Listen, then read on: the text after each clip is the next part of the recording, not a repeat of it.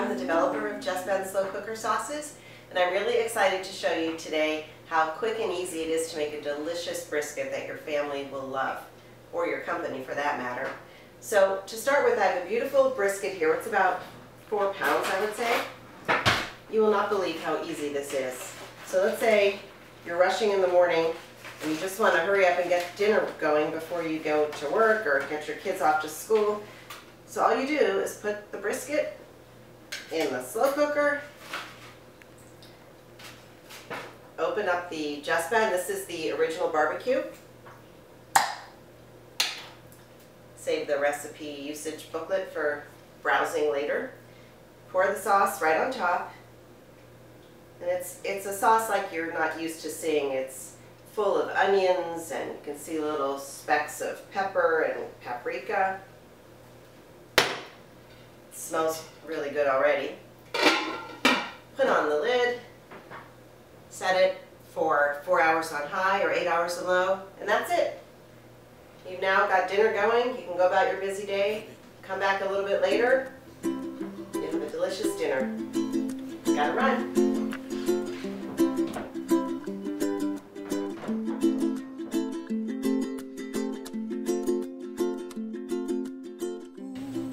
Hi, I'm Susie of Jesben Slow Cooker Sauces, and I want to show you how the brisket turned out that we started this morning.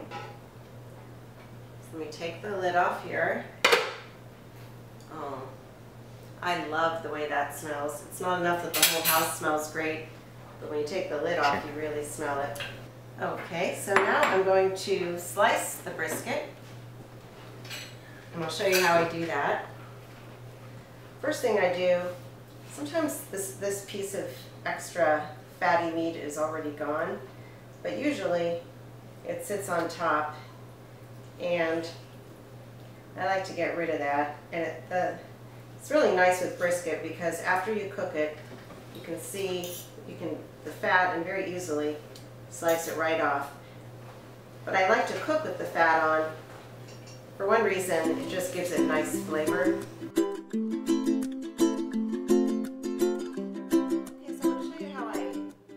Brisket, because actually with brisket and any other meats that are naturally tough, it's a really important step to make sure your slices are tender. So I lined my brisket up so that the grain or the lines in the meat go across, and I'm going to make sure I cut exactly perpendicular to the grain, which is a little tricky sometimes because it's not exactly the same shape that the meat is already cut in.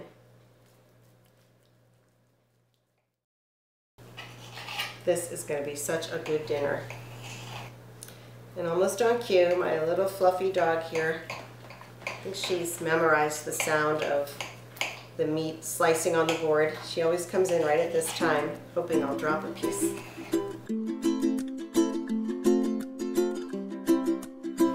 Okay, so just finishing my last slice of brisket here. And it's so tender, and the flavor of the Jesben slow cooker sauce seems to have permeated the meat because I don't even have the sauce here.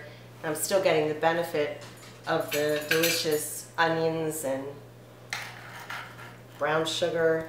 So now I'm going to transfer it over to the serving platter.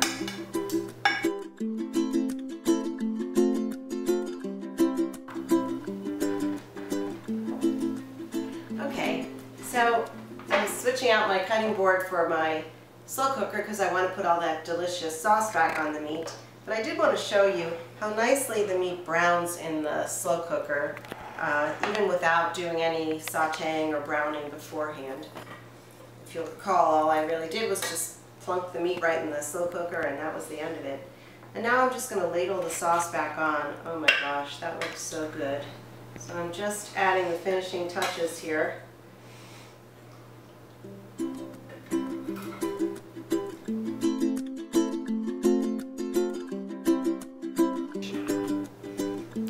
So there you have delicious slow cooker meal, barbecued beef brisket. Took seconds to prepare. I'm just going to show you how I like to serve it. Look how good that looks. Some sauce.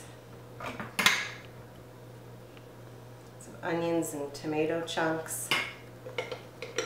And who doesn't like barbecued beef with some mashed potatoes?